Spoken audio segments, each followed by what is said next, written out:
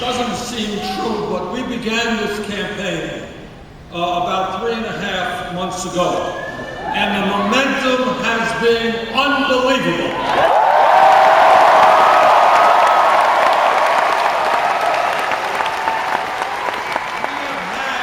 We've had huge turnouts in Burlington, Vermont, in Denver, in Minneapolis, in Madison, in Phoenix, in Portland, Maine, in New Orleans.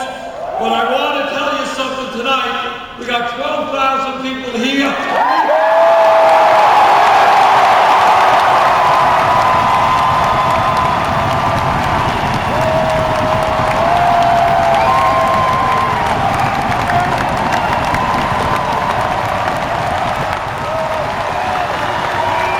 And a few minutes ago, I just said hello to 3,000 people outside.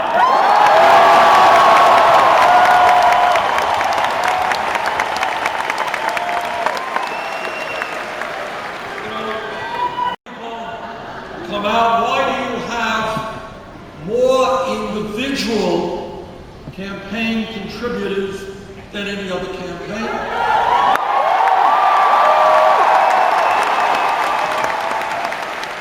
Why last week did we have 3,700 organizational meetings all across this country? 100,000.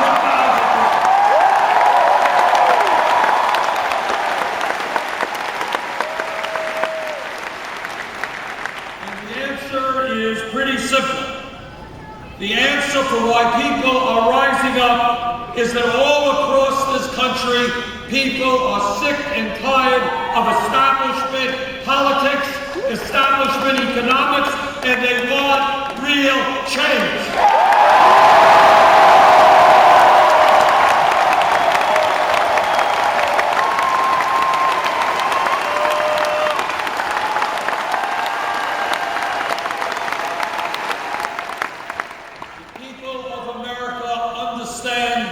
That corporate greed is destroying our country, that American politics is now dominated by big money interests, and that much of the mainstream media is prepared to talk about everything except that is what is most important.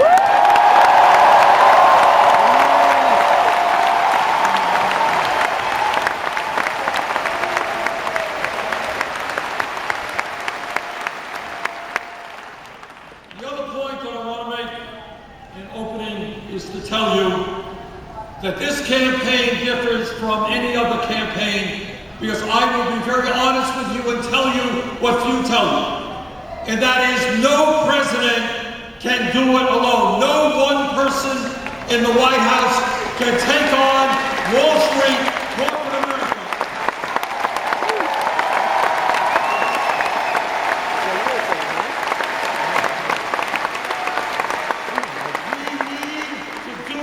Together, we need a grassroots political movement from the west to the east, which tells the big money interests this country, our government, belongs to all of us, not just a handful.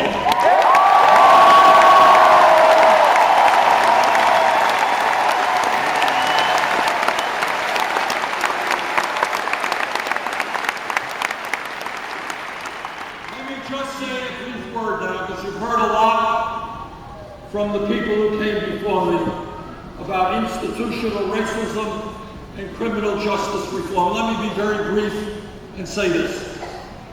As somebody who has one of the strongest lifetime civil rights records in the United States Congress, no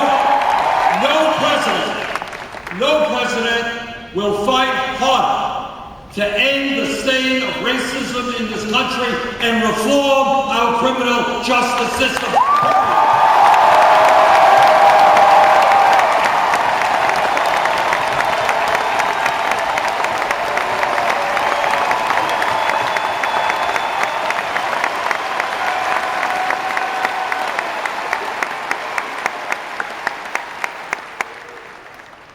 Brothers and sisters, today we are living in the wealthiest country in the history of the world. But almost nobody knows that because almost all of the wealth rests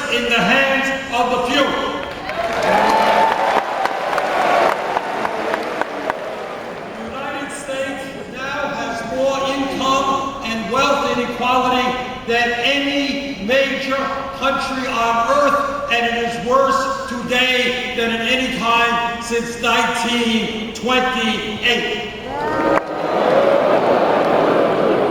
The issue of wealth and income inequality is the great moral issue of our time. It is the great political issue of our time.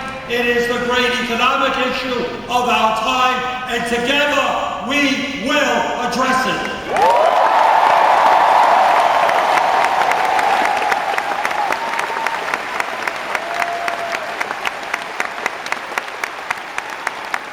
There is something profoundly wrong when the top 1/10 of 1% owns almost as much wealth as the bottom 90%.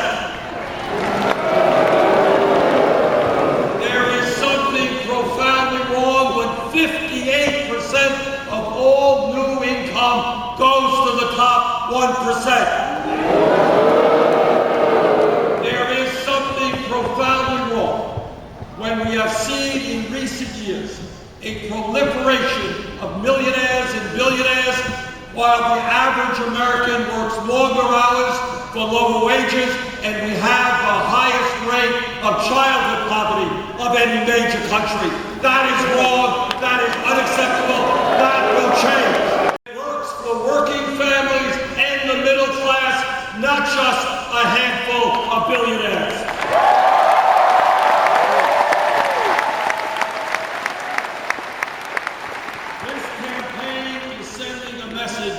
To the billionaire class.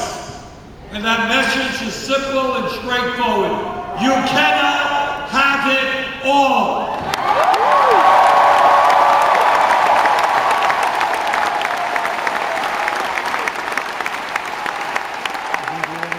You cannot get huge tax breaks when children in America go hungry.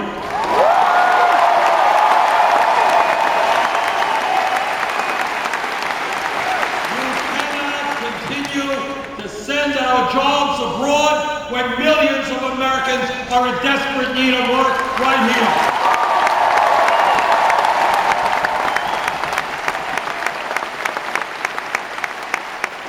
You cannot hide your profits in the Cayman Islands and Bermuda. You will pay your fair share of taxes.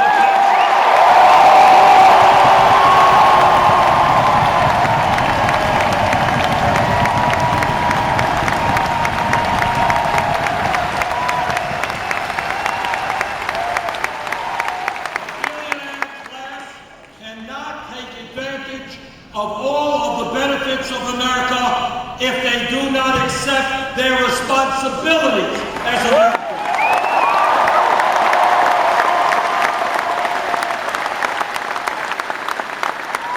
The economic crisis that we face is not just the grotesque level of income and wealth inequality. We've got to be honest and understand that for the last 40 years, the great middle class of this nation, once the envy of the entire world, that great middle class is disappearing. Despite exploding technology and increased worker productivity, median family income is almost $5,000 less today than it was in 1999. In your state of Washington, people are working not one job, they're working 2 jobs, they're working 3 jobs, trying to cobble together some income and some health care. That is not an American economy. We can and must do much better than that.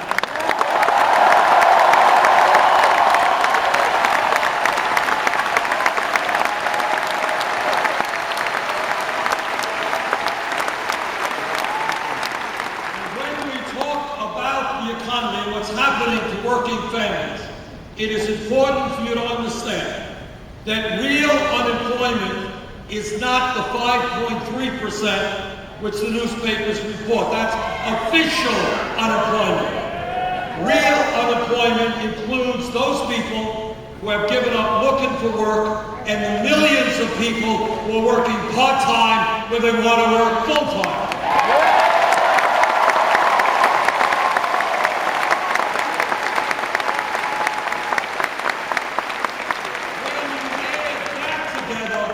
Real unemployment in America is almost 10.5%. And here is something else that almost nobody discusses, but it is a huge, huge issue. You know, one of the fun things about running for president is you can raise issues that other people choose not to talk about.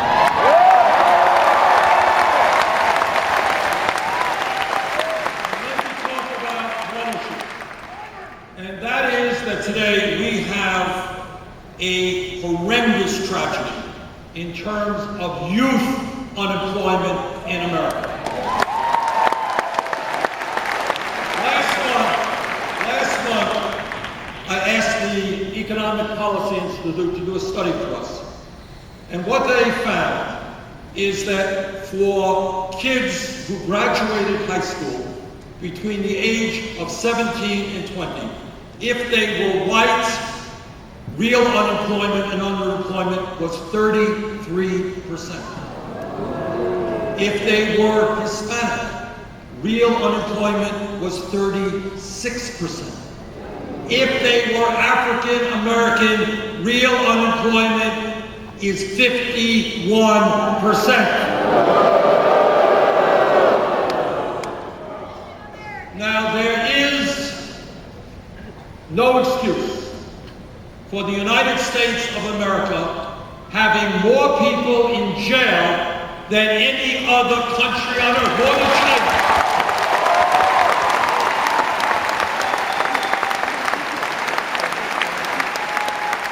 This is a failure of our criminal justice system, a failure of our educational system, and a failure of our economy. But I will tell you this. It makes more sense to me to be investing in jobs and education for our kids than in jails and incarceration.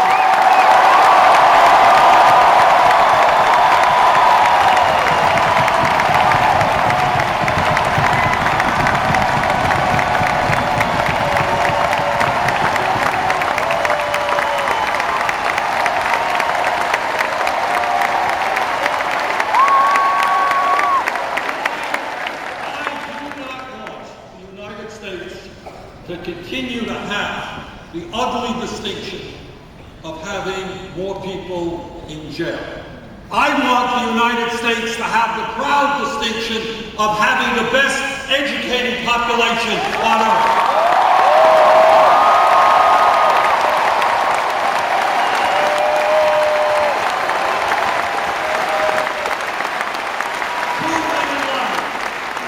Too many lives have been destroyed by the so-called war on drugs.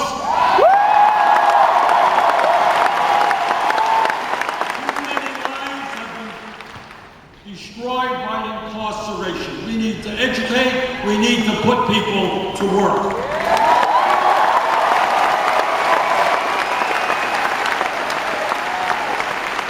When we talk about the economy, it is also important to put on the table that tens of millions of our people are working today at totally inadequate low wages.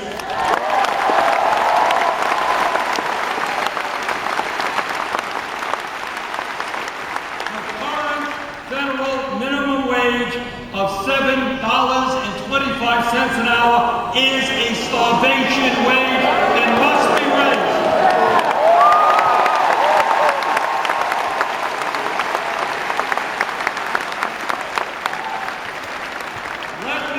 Congratulate the people of Seattle, your city council, and all those who stood up and said that we need a living wage for workers, $15 an hour.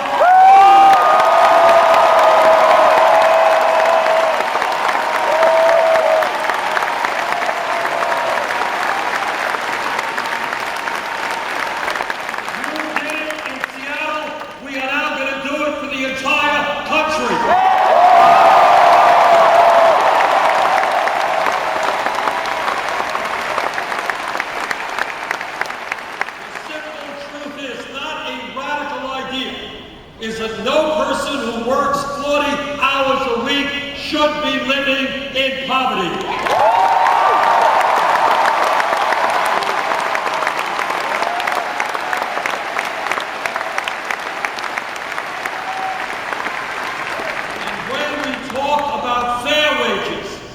I want every man in this room to stand with the women of this country, the man paying for this.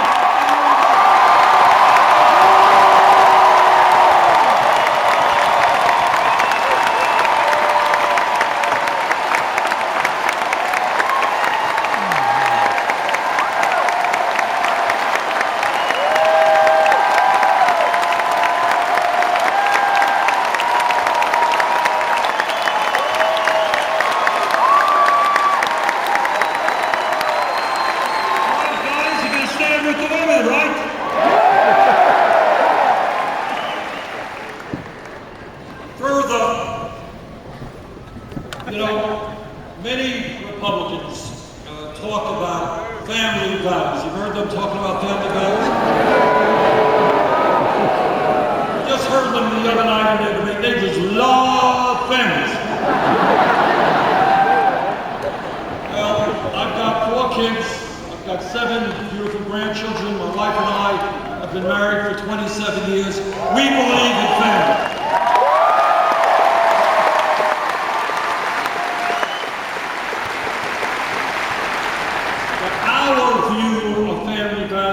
Just a little bit different. Now, when Republicans talk about family values, let's be clear about what they're talking about. They believe that women in America should not have the right to control their own bodies. I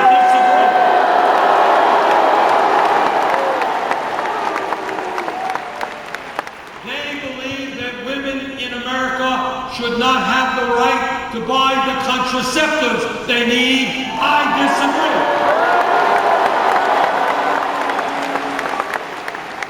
They believe that our gay brothers and sisters should not have the right to get married and enjoy all of the benefits of being Americans.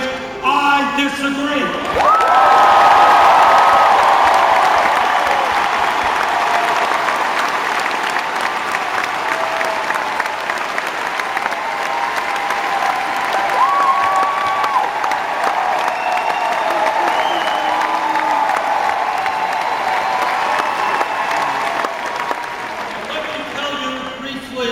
My view of family values, and that is that the United States must end the international embarrassment of being the only major country on earth, the only one, which does not guarantee workers paid medical and family leave.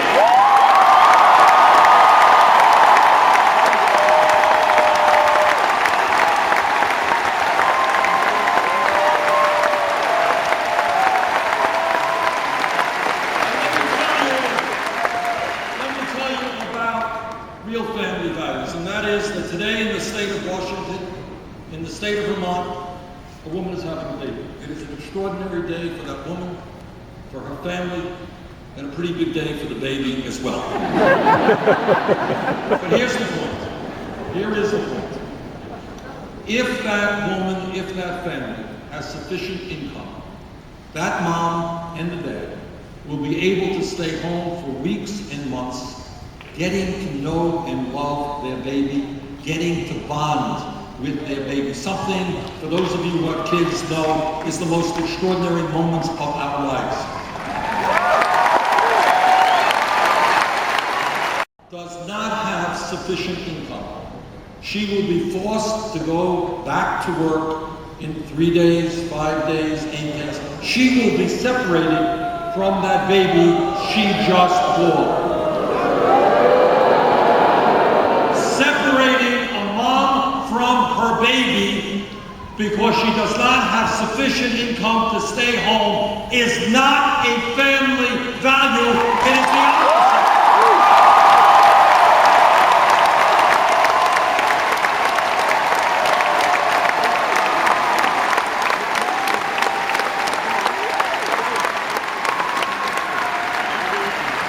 That is why I will fight for 12 weeks of paid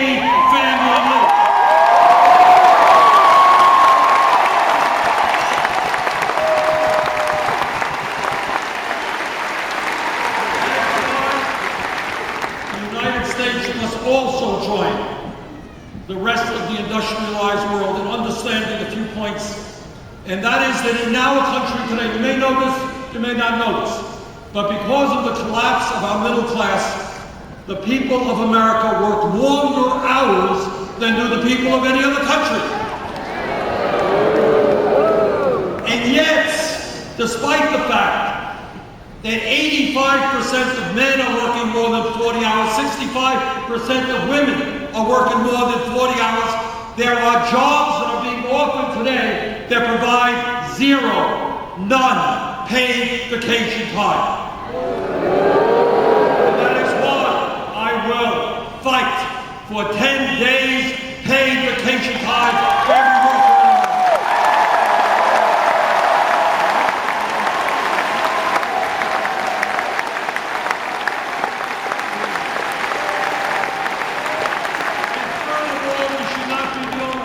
Country on earth not guaranteeing sick time for our working people.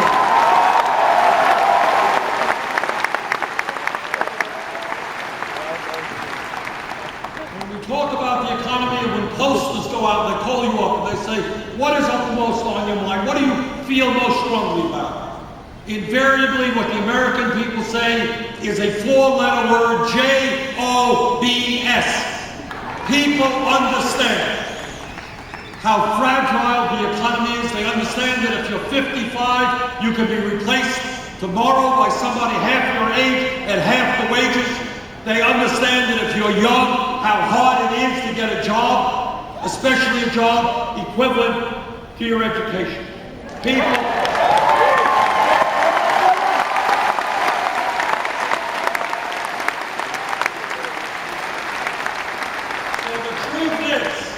The federal government needs to develop a massive federal jobs program to put our people back to work.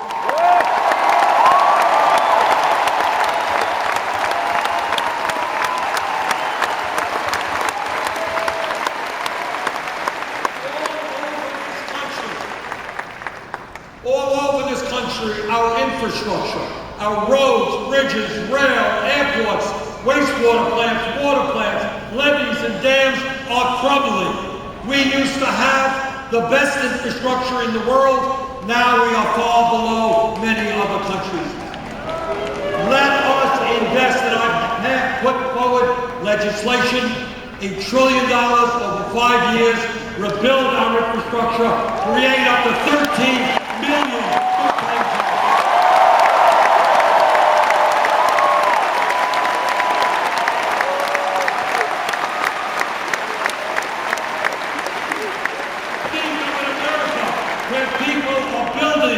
And repairing our rail system, our airports, our levees, our dams, improving our bridges, improving our roads. We can make America safer, more efficient, more productive. Let's do it.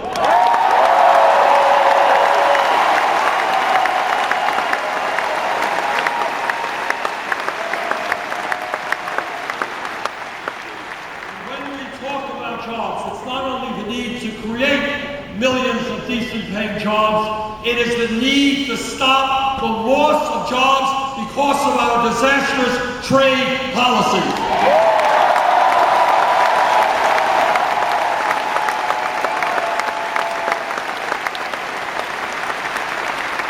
You are looking at a senator and a former congressman who voted against NAFTA, against CAFTA, against permanent law and trade rights.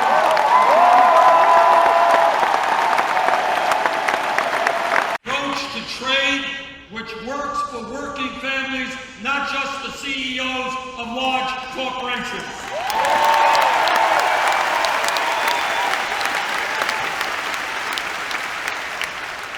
And when we use such words as greed, recklessness, illegal behavior, arrogance, these are just some of the words to describe Wall Street.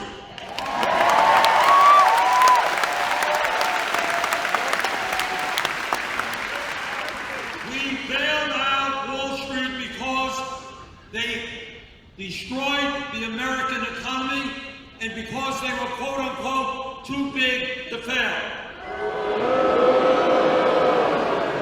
Today, most of major banks are bigger now than they were when we bailed them out because they were too big to fail.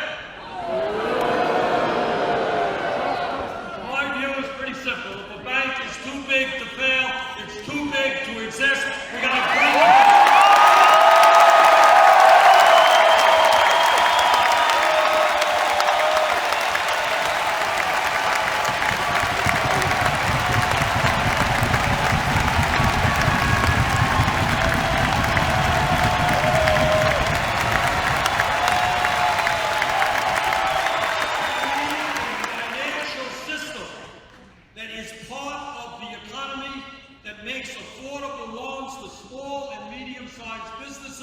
That helps us create jobs, helps people buy homes, not charge us outrageous interest rates on our credit cards, not be an island unto itself whose only goal is to make outlandish profits. Let's break them up.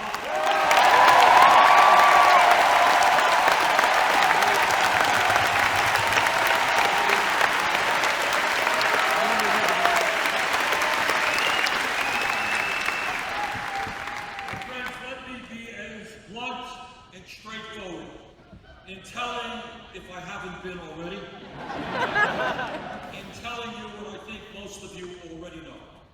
And that is, as a result of the disastrous Supreme Court decision in the Citizens United case.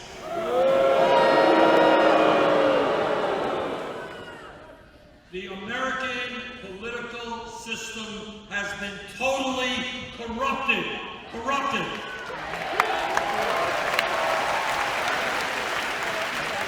Make no mistake about it, the foundations of American democracy are being undermined.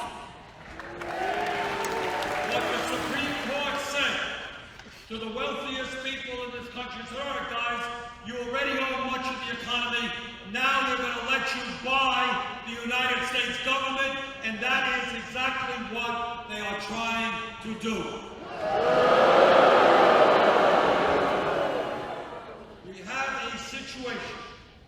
Where one family, the extreme right-wing Koch family, a family that believes in ending Social Security, Medicare, Medicaid, the Environmental Protection Agency, the U.S. Postal Service. That's their agenda. That one family will spend almost $1 billion on this campaign to elect candidates who represent the rich and the powerful. When one family can spend and is spending more money than either the Democratic Party or the Republican Party, brothers and sisters, that is not called democracy, that is called oligarchy.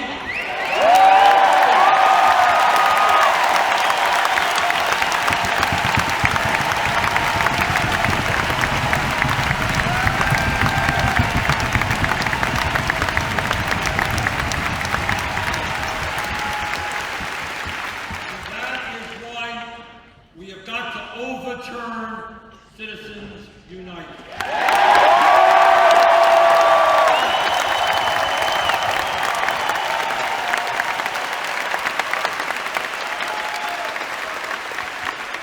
I have not made many promises during this campaign, but let me repeat one promise that I have made. And that is, any nominee of mine to the U.S. Supreme Court will, in fact, have to pass a litmus test. And that litmus test is that he or she will vote as soon as possible to overturn Citizens United.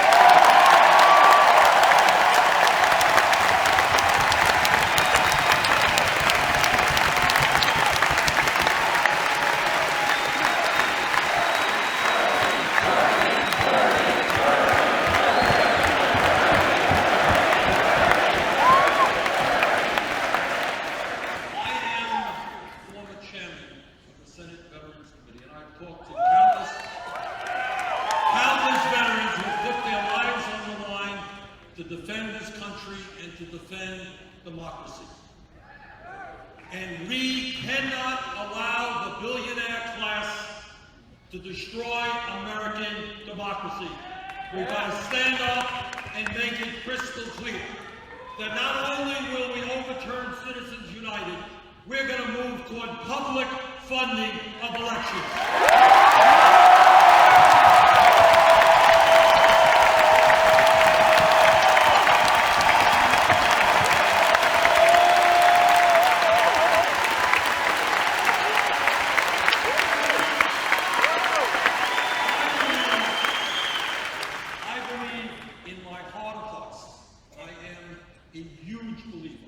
In democracy. I love democracy. I love the idea that everybody can participate in the political process. I love the idea that we can and should have serious debates and respect people's differences of opinion. I love the idea that anybody can run for office. But unless we move to public funding of elections, young people will continue to have to beg campaign funds from the rich and the powerful. That I want to see end.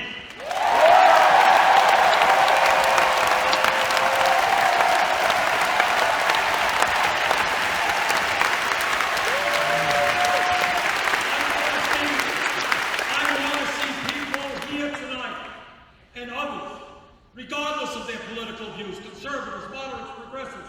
I want to see people say, you know what? I have a set of ideas. This is what I believe for my state and my country. I'm going to run for office based on my ideas, not based on the amount of money I collect from billionaires.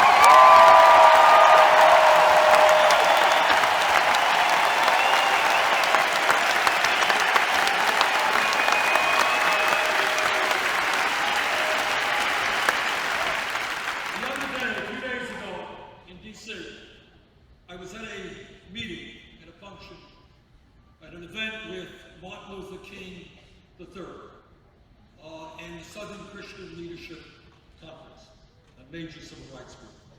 And they were there to honor and acknowledge the 50th anniversary of the Voting Rights Act in this country, a huge step forward.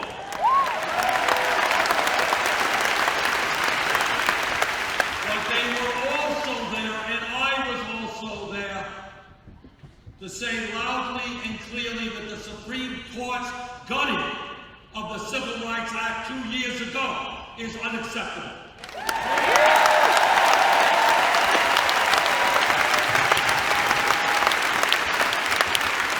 You can believe it, and how sad this is.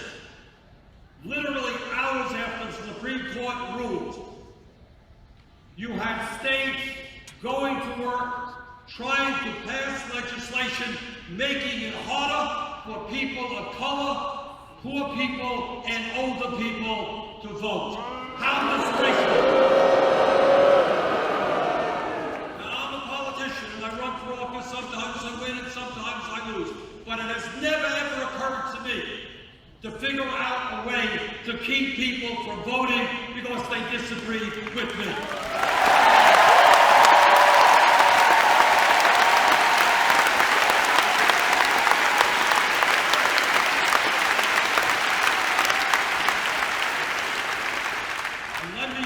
Say as clearly as I can, those people who are trying to keep their fellow Americans from voting, coming up with these phony voter fraud concerns, those people are political cowards who don't have the guts to defend their ideas.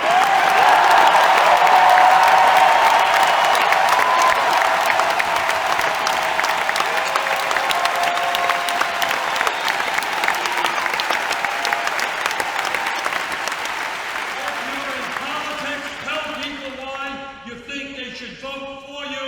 Don't try to prevent others from participating in the democracy.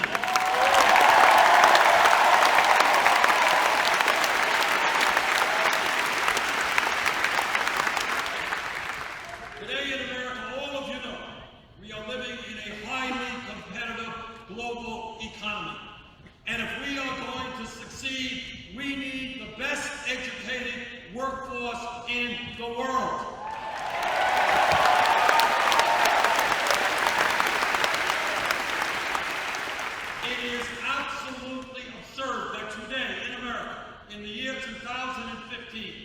hundreds of thousands of bright, qualified young people cannot go to college simply because their families lack the income.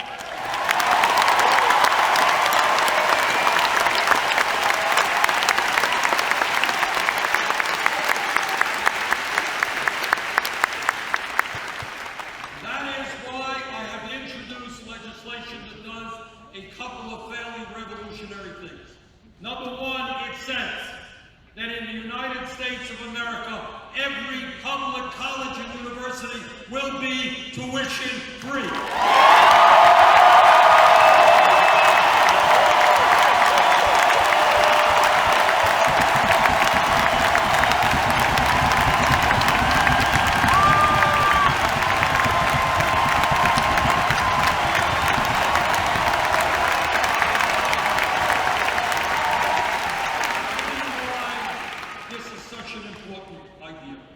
It's not just obviously that it will make life easier financially for those who are going to college, but it does something much more.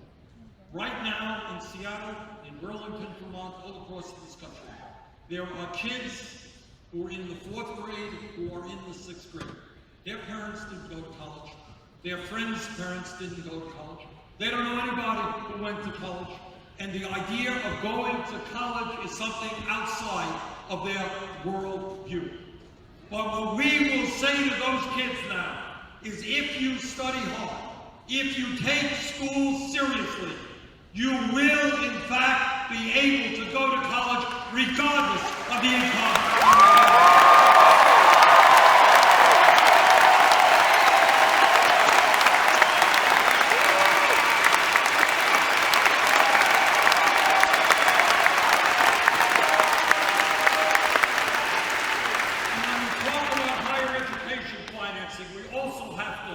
Talk about the absurdity of millions of young and not so young Americans saddled with oppressive student debt.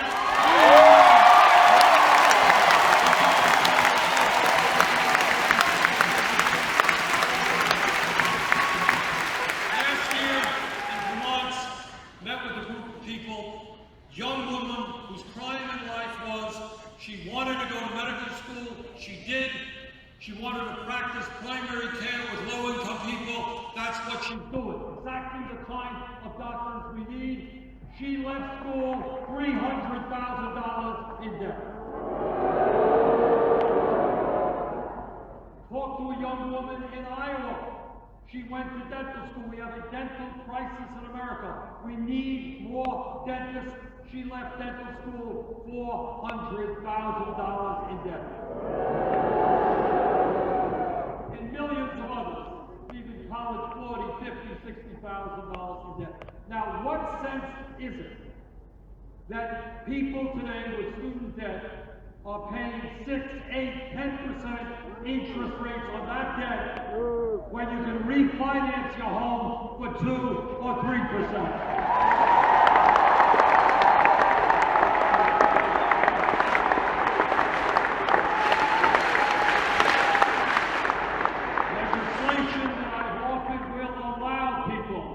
To significantly lower their interest rates on student debt by refinancing, and furthermore, we're going to get the government out of profiteering on student debt.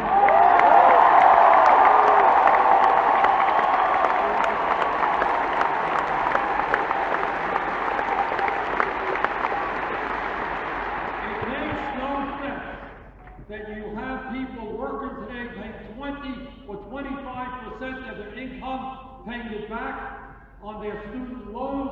They can't get a home, they can't get married. That's wrong, and we're going to change that.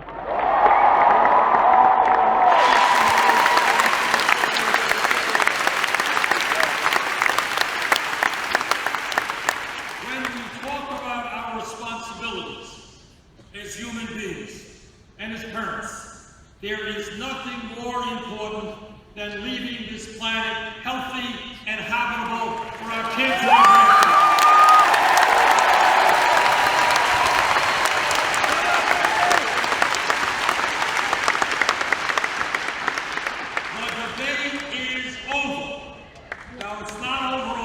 TV, they forgot to talk about it the other day. Scientific community tells us that climate change is the great global crisis we face. Scientific community tells us climate change is real, it's caused by human activity, it is already causing devastating problems in our country and throughout the world.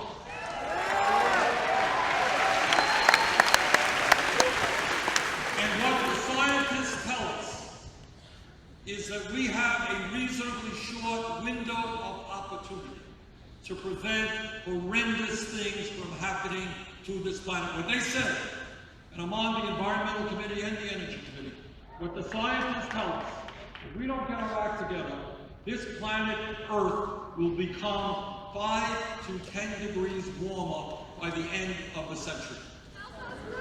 More droughts, more flood, more extreme weather disturbances, more rising sea levels, more acidification of the ocean. And what the CIA tells us, climate change will result in more international conflict as people fight for scarce water and land resources. We have a moral responsibility to lead the world, to work with China and Russia and India, to lead the world in transforming our energy system away from fossil fuel.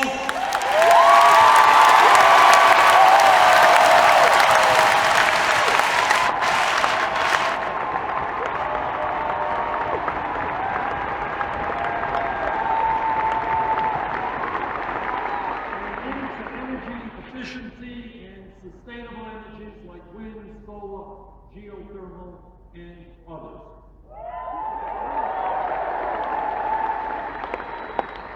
Now, the truth is, as perhaps the most progressive member of the Senate, I have strong disagreements with my Republican colleagues on a whole host of issues. That goes without saying.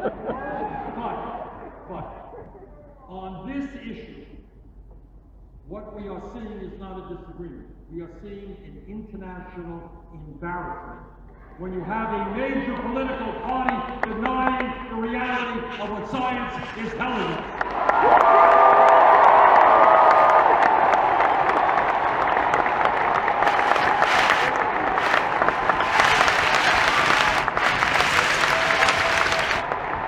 I understand that your party is heavily funded by the Koch brothers and their fossil fuel machine. About our priorities as a nation, let me just tell you a little bit about where my Republican colleagues are coming from. I am the ranking member, the leader of the opposition on the Democratic side on the important budget committee. Several months ago, the Republicans control the House and the Senate. They passed their budget. Media didn't report about it very much, but I want to tell you what was in that budget. What the Republicans did was throw in their budget, recommended to the appropriations committees, that they end the Affordable Care Act, cut Medicaid by over $400 billion, which meant, and no one denies this, 27 million Americans would be thrown off of health insurance. As I did, tell me, when you throw 27 million people off of health insurance, how many of them will die? How many of them will end up much sicker than they otherwise would have been? And you know what their answer is? No answer at all. They don't care. And in their budget, over a 10-year period, when millions of families are struggling to figure out how they're going to send their kids to college, they cut the Pell Grant program by $90 billion.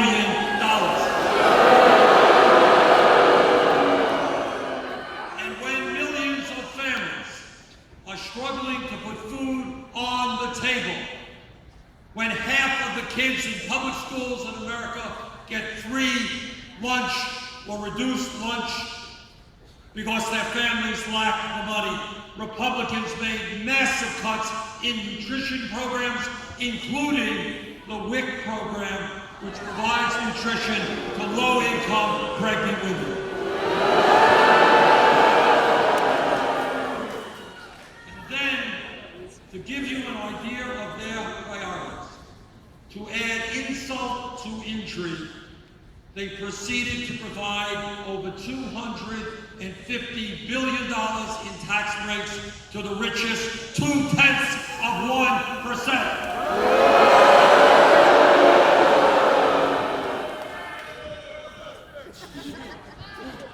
That is not a set of priorities that is moral or a set of priorities that the American people want.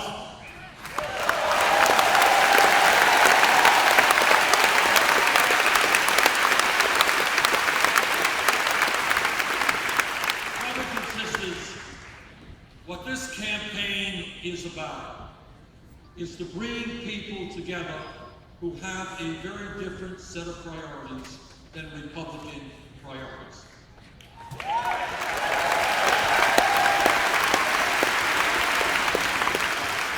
And to do that, we are going to have to build a strong grassroots movement and reach out to people who don't necessarily agree with us on every issue. My guess is that here in Washington, most working class Republicans do not believe that we should be giving huge tax breaks for billionaires and cutting Social Security and Medicare.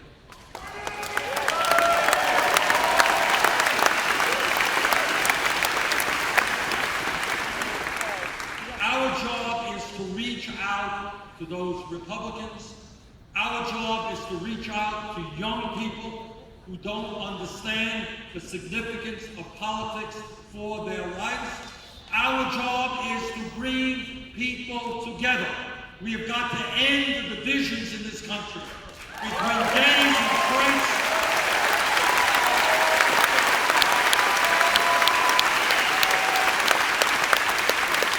between black and white.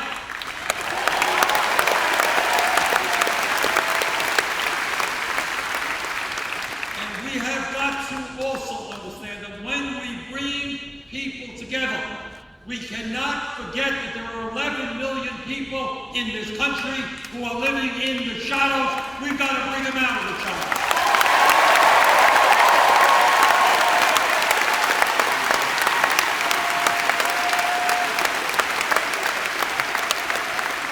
We must be about bringing families together, not dividing them. We need comprehensive immigration reform and a path toward citizenship.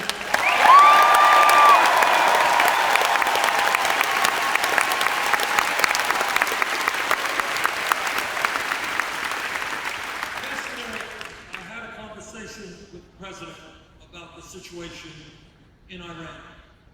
We chatted for a while. And what I get very nervous about is that apparently many of my Republican colleagues and Republican candidates for president have forgotten the lessons of the wars in Afghanistan and Iraq.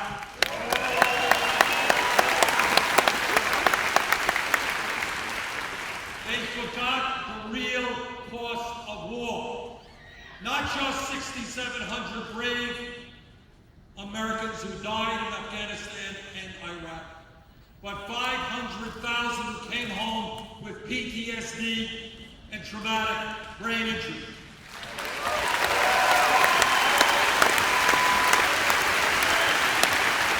And if this country means anything, we must make certain that every veteran gets the health care and all the benefits that they deserve.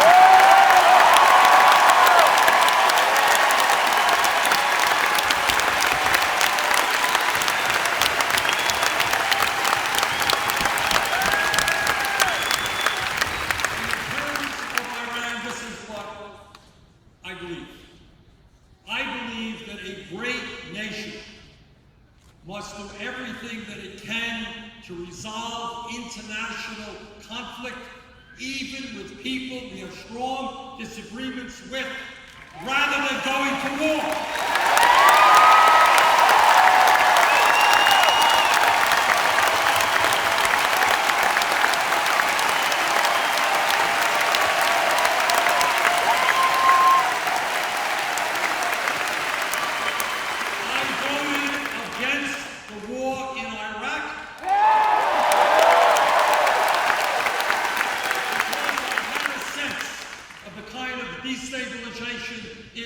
dream about. I want to give peace every chance, every opportunity.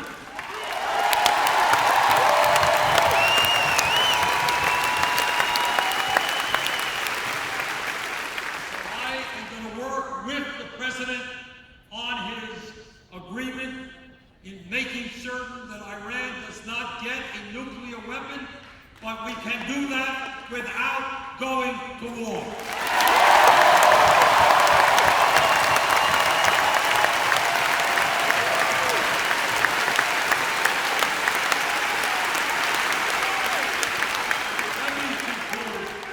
Let me conclude by just saying this. I hope very much that the thousands of people here tonight are prepared to think big, not small. I hope you are prepared to imagine the kind of country we can create when government works for all of us and not just a few.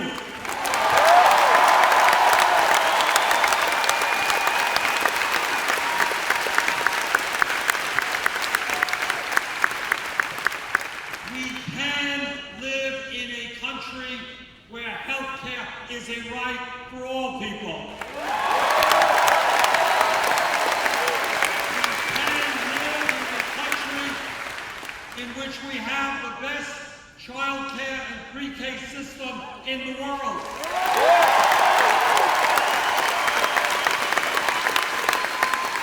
We can live in a country where everybody who has the ability and desire can get a higher education regardless of their income.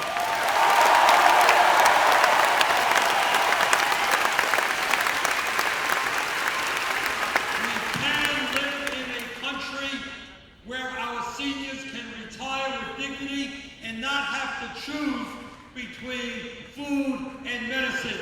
We've got to...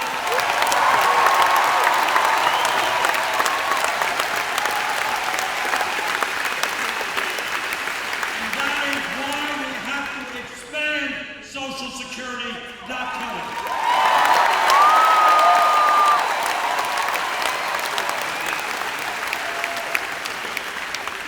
We can live in a country where everybody, regardless of their race, their religion, their disability, or their sexual orientation, realizes the full promise of equality that is our birthright as Americans.